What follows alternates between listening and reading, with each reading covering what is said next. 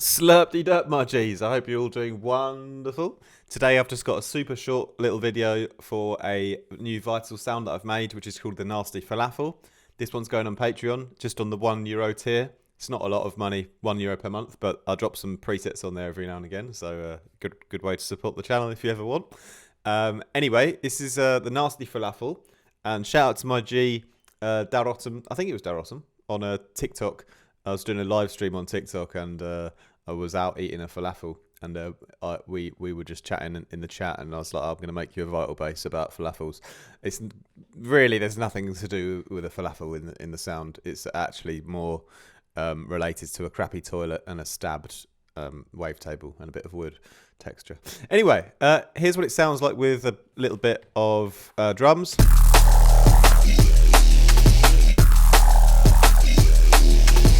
Here's how it sounds without a bit of drums.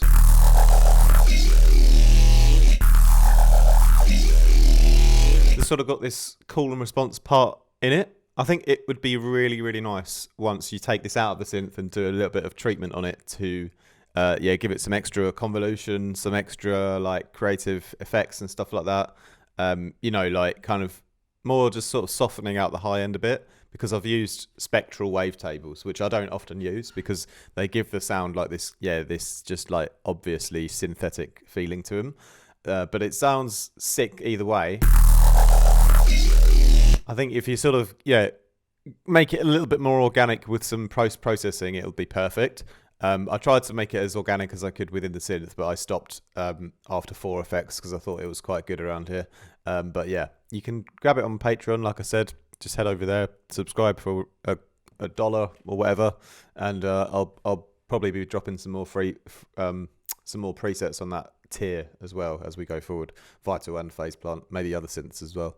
But yeah, here's how I made it essentially. As I mentioned before, it's just using some very noisy spectral wavetables, right? So the first one is the stabbed one. These are all in like the basic version of Vital. So I've got the stabbed at -24, and for my LFO, I've taken the liberty of drawing in a complex shape myself, which I don't often do. I usually do some like routing to get random rhythms going, but in this one I drew this kind of shape, so sort of down, up, big down, little up, and then little half pipe. Randomly drawn pretty much, but with some kind of concept in mind. But so I'm just bending this. So this is a good way, because these spectral ones have this very static kind of high frequencies, which can be a bit harsh. You need to put movement into them, and there's many ways to do that. One, the bend effect is great because that just is quite subtle, but it adds that extra bit of movement to the frequencies. Okay, so next I put in a crappy toilet, right? And this one is also on the basics, the basic folders from the Vital wavetables. And this one gets interesting because I basically put this one on the unison mode, and I'm moving the actual wavetable position on the LFO one here. So that's the main kind of effect.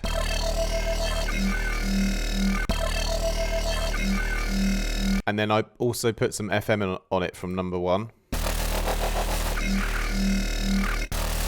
And it gets quite noisy when you go up high, so I've just used it a little bit to get a little bit of noise on there.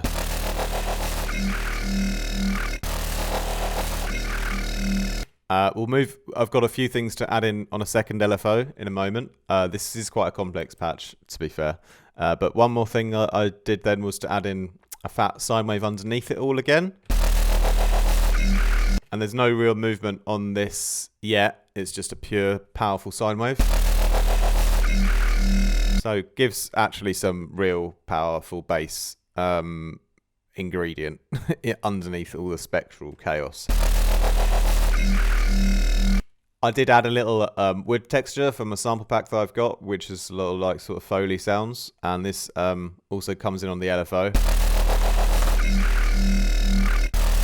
You don't hear it too much, but there is a little organic kind of texture coming through now.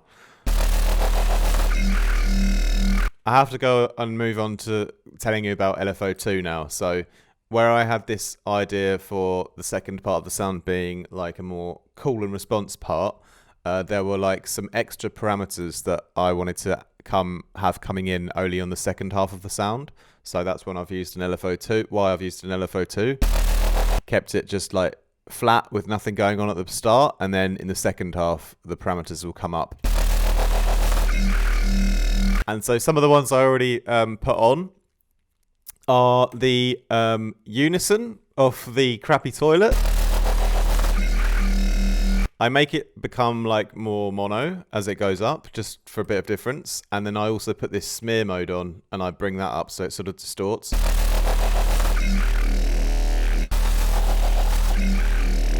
Okay, so I was just trying to make that second half tonally different from the first one, so I just played around with some effects, and the smear one had a nice distortion on it. That's, I think, basically the oscillator section. And so next we can start doing the filtering. So the spectral filters both go through then a phaser filter, and this is moving on the LFO as well, the shape of the filter up here, and also the cutoff. So the cutoff goes up and the shape goes down, and that just results in lots of changes.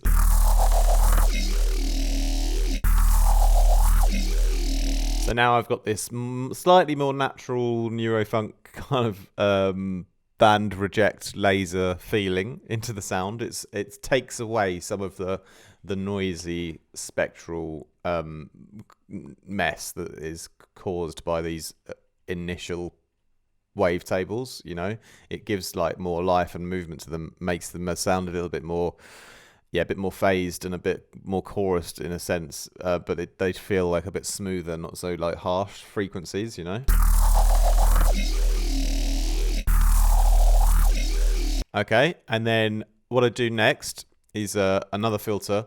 So I'm running this one through into another one, and this is the comb filter, and also I'm running the sample into here, but it's probably quite a very subtle thing you won't notice. And then this comb filter is just for the response part of the sound. So the mix is actually off, and then it just comes up to 100% as you get to the second response part of the bass. So you hear this little comb effect coming in. Yeah, so it gives it like another new sort of tonality.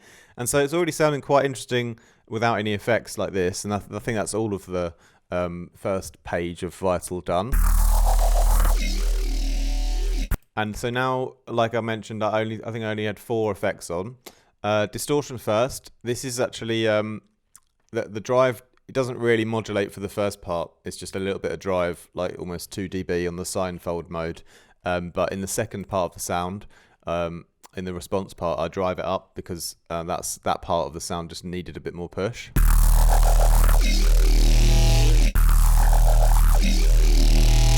Okay, then chorusing. So this is where the whole sound will become a little bit more natural again. Especially love to do the chorus after the distortion because it kind of brings to life, brings a new kind of stereo image like that sounds excellent after you've distorted it, you know. That's just how I've always used Vital recently. It just sounds better like to chorus things after the distortion. The distortion for me is kind of like smashing everything together that I've done in the first part, sort of consolidating it all as one, and then the chorus then allows you to revitalize it again if it's like a little bit over distorted, because sometimes you get this like sort of over distorted feeling when you drive it up, but when you put the chorus back on after it, it kind of like gives it a new life again, you know. And so the mix is quite low, 18%, and also it comes up on the second part of the sound again.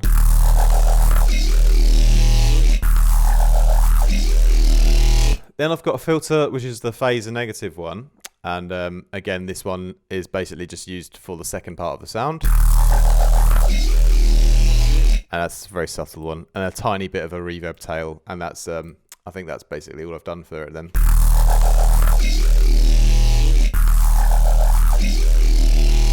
Okay.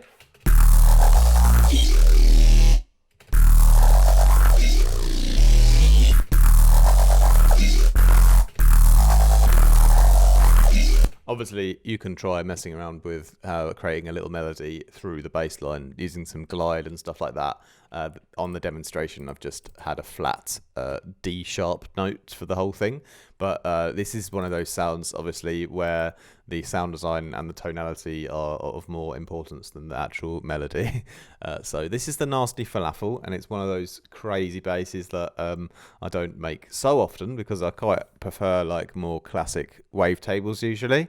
But yeah, I thought I'd just try messing around with some of these weird wavetables for today. And yeah, as I said, jump over to Patreon if you want to grab this preset as a little download.